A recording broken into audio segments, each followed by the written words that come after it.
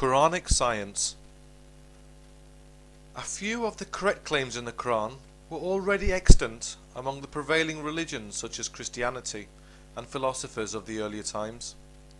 For example, in the Prophet's account of embryology, we can easily determine its scientific inaccuracy, which we will address later, in addition to its obvious plagiarization from earlier works by Greek philosophers and scientists such as Galen, Hippocrates, Aristotle, or Indian theses on the subject by Charaka and Susruta. The 4 stages of embryology shown in the Quran is actually described by the Greek physician Galen, writing around 150 CE, some 500 years earlier. It should also be noted that one of Muhammad's companions, Harith ben Kilada, studied at the school of Jandi Shapur in Persia and would have been well acquainted with the teachings of Aristotle, Hippocrates and Galen. On occasion the Quran or Hadith may have postulated things that actually have turned out to be right. I see this coincidence can be explained in the same way that Darwin explained evolution, i.e., given that there have been thousands of religions since the dawn of man, only the strongest survive, i.e., those that got some things right or indeed proliferated by conquering or fear of the unknown, such as eternal torment in hell, will survive today. Dawkins writes in detail the way in which cultural traits and patterns evolve and become the norm by describing them as memes.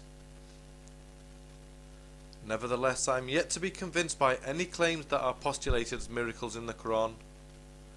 However, for argument's sake, let's say the Quran did predict things in advance that it could not possibly have known at the time. There are also many other historical figures who claim to have done so. Does that also make them prophets of God if they claim they were?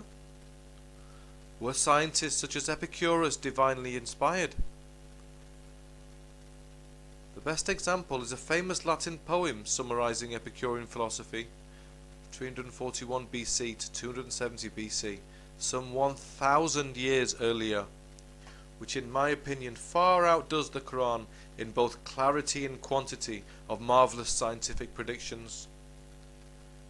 Here are some of these amazing facts, but the list continues. 1. The existence of the atom and the molecule, the binding of 2 atoms to produce a different chemical. 2. Earthquakes are caused by slipping fault lines, etc. Should anyone say divine intervention helped explain these findings in 300 BC? Was Epicurus inspired by God? I would say a firm no. He just got lucky. He knew nothing of wave mechanics, the Compton radius, or Heisenberg's uncertainty principle. He was simply trying to solve what he saw by drawing largely on empirical observation. So too the Prophet was simply trying to state what was obvious to him, that God is the one who made the earth and the heavens so vast. This is quite probable, since Muhammad demonstrated he knew nothing about the difference between stars and galaxies, for example, and only the latter are expanding away from each other.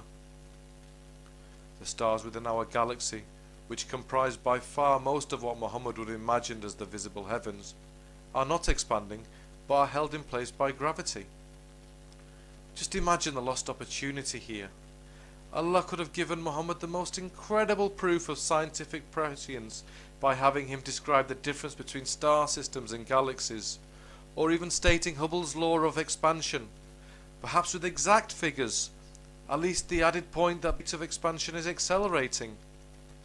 But no, all he gave him was the incredibly vague Surah 51, 47 to 49, we are the ones who make it vast. There is nothing scientific about that. Then of course, claims that have since been proved wrong by religions are often swept under the carpet with claims of I do not understand, or we cannot question God, or its mistranslation are made. Although the Quran describes a flat earth, we find Muslims today adamant that the Quran portrays an ostrich egg shaped one. although this claim is made what I call text massaging. 20 years ago they claimed it meant spherical. 1400 years ago they claimed it meant flat. Note the evolving definition of the word daha to fit in with our understanding of science at the time. The word daha that is actually used means to spread out or to flatten. As science has proved this to be wrong, some Muslims have managed to miraculously circumvent this definition and say the Quran says otherwise. If tomorrow the earth was proved to be flat, I am sure they would revert back to the original and correct definition of the word daha. To underscore this point, there was a time when Muslim clerics would establish fatwas against those claiming the earth to be spherical. It is known simply as confirmation bias, the way someone will interpret into a situation in accordance with their pre-existing belief pattern, and is in stark contrast to objectivity. Other religions such as Christianity also make claims which their followers say can only be inspired by divine knowledge. For example, the Bible does say the earth is round. Without wishing to get involved too deeply about these claims, they are all wrong in any case. The earth is in fact oblate shaped, i.e. watermelon shaped, a sphere with flatter ends at the poles.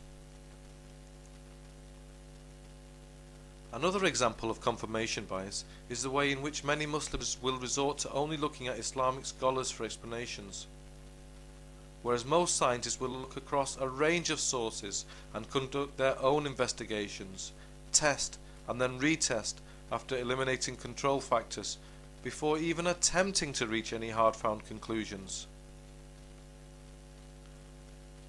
In the last 250,000 years since man has existed, science has largely played little part in finding out the answers, and only in the last 100 years has science made its exponential rise. Application of true scientific method, the sharing of knowledge, and free inquiry have brought about this change, and is the only true way to avoid error. Darwinian evolution in academic circles is now popularly accepted over and above the Muslim and Christian myth of Adam and Eve, and carbon dating of skeletons now contradicts the age of man according to the biblical scriptures. Replacing a human heart with a pig's heart, travelling to outer space, manufacturing of artificial limbs are all recent successes. But what will the next 1,000 years bring? We will certainly further our understanding and continue to answer the remaining unanswered questions, and it really would not surprise me where this may eventually lead.